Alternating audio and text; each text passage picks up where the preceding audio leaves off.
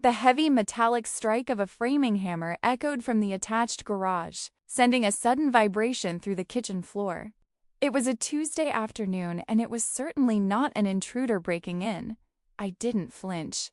I slowly set down my coffee mug, pulled out my smartphone, and opened the secure, encrypted application for the hidden trail camera I had quietly installed above the garage workbench just last week. I watched the live high-definition feed as my husband, Carter, stood entirely alone in the center of the room. He took a calculated, deep breath, raised the heavy steel hammer, and deliberately brought it down on his own left arm with blinding force. The tool clattered to the concrete floor.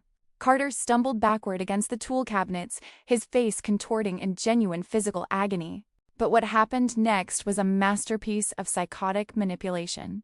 He took another deep, theatrical breath to summon his tears, pulled his cell phone from his pocket with his good hand, and dialed 911. "Help me! Please, God, send someone!" Carter screamed into the receiver, his voice cracking with perfectly manufactured, hysterical terror. "My wife, she's completely lost her mind. She attacked me with a hammer. She locked me in the garage. I need police right now, before she comes back." He was trying to build a bulletproof, gruesome case for severe domestic violence to secure full custody of our 2 young children and exclusive rights to our $1 million home. He thought he was executing the perfect trap, but he had absolutely no idea that I was recording his entire Oscar-worthy performance in crystal clear.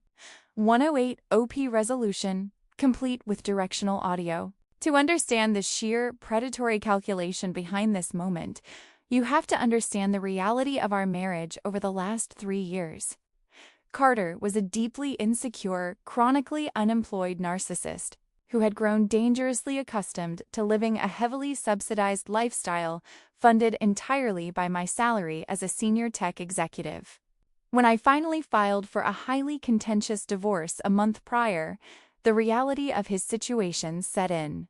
He realized that leaving me meant he would lose his luxury SUV, his country club membership, and face a brutal reality of having to actually support himself. Instead of negotiating a fair separation, he decided to completely destroy my life.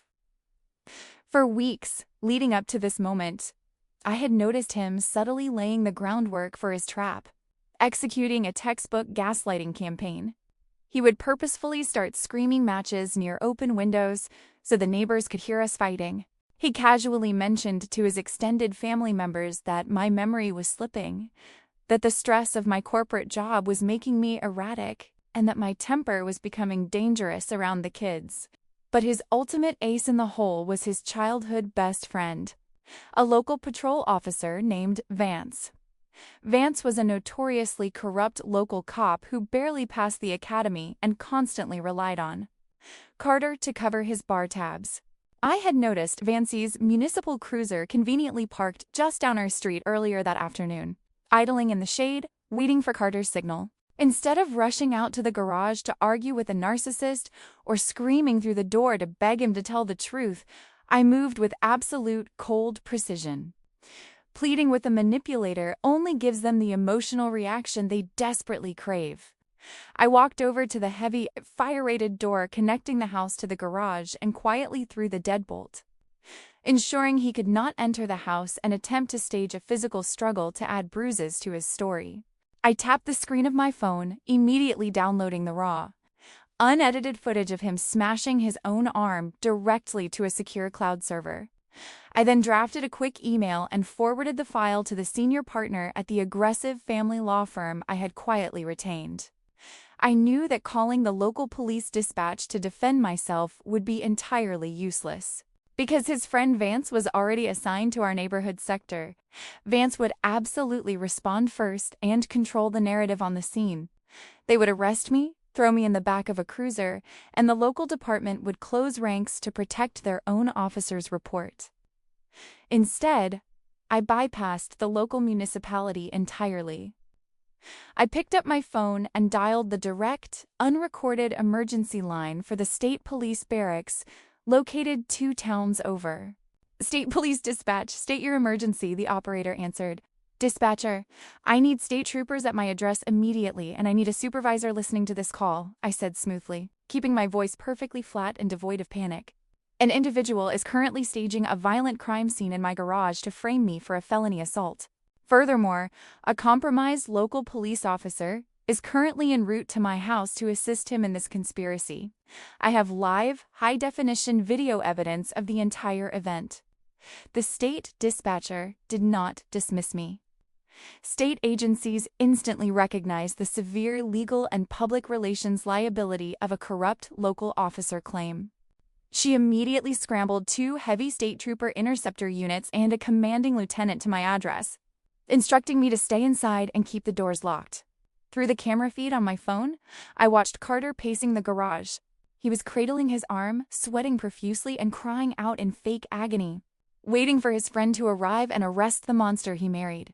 Exactly 3 minutes later, Vance's local patrol cruiser screeched into our driveway, its light bar flashing aggressively.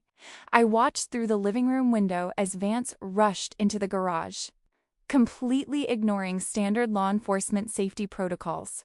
He didn't draw his weapon, and he didn't clear the room.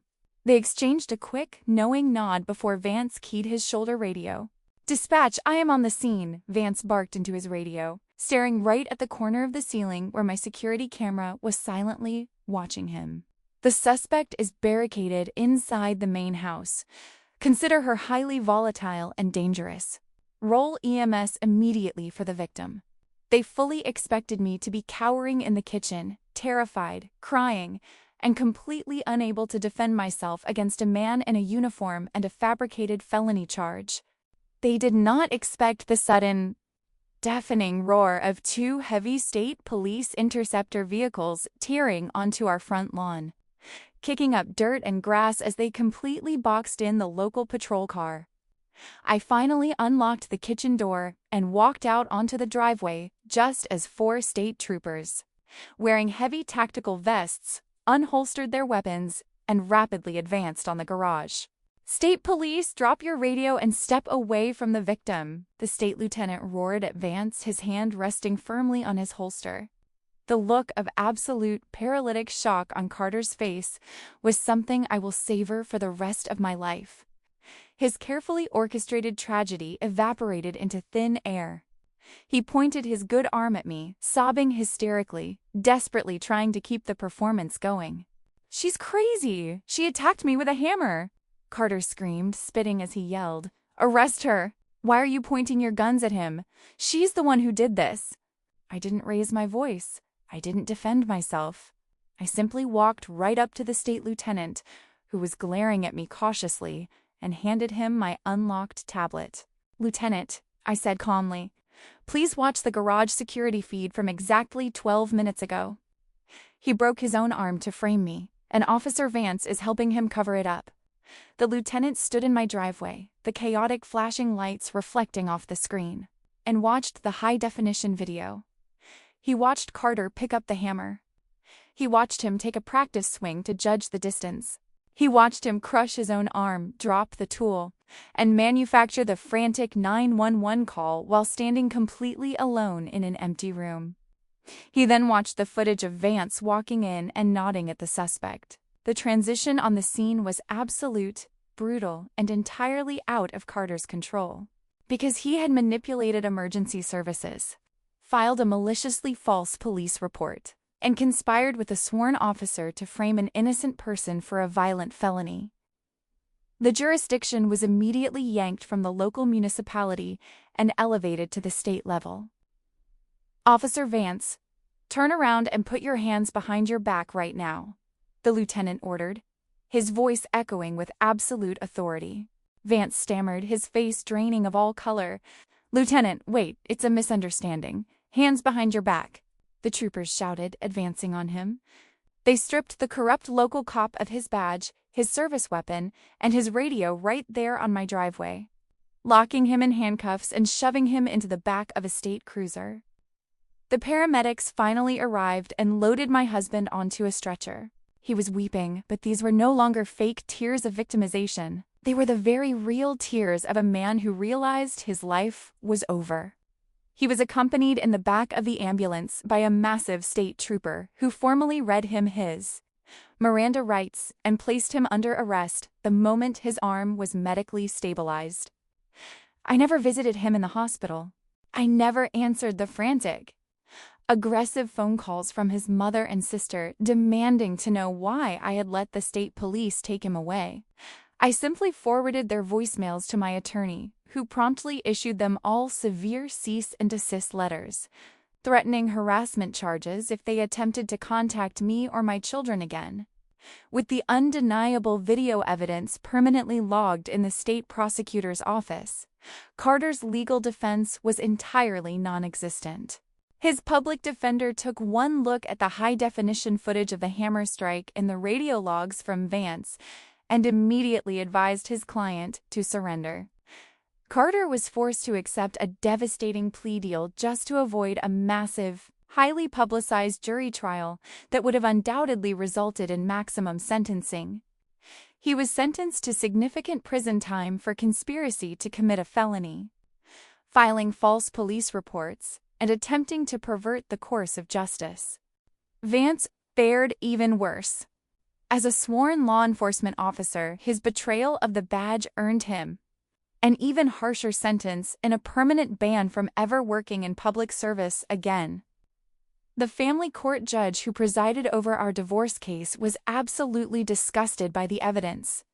I was granted an immediate emergency divorce, sole and permanent legal custody of our children, and the complete deed to the house.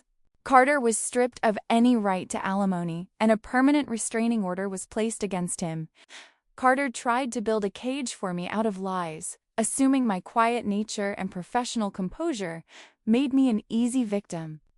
He thought he could manipulate the legal system to steal my children and my wealth. He learned the hard way that smart targets don't argue with predators, and they don't scream to prove their innocence. They just hit record, lock the doors, and let the absolute crushing weight of the authorities take out the trash.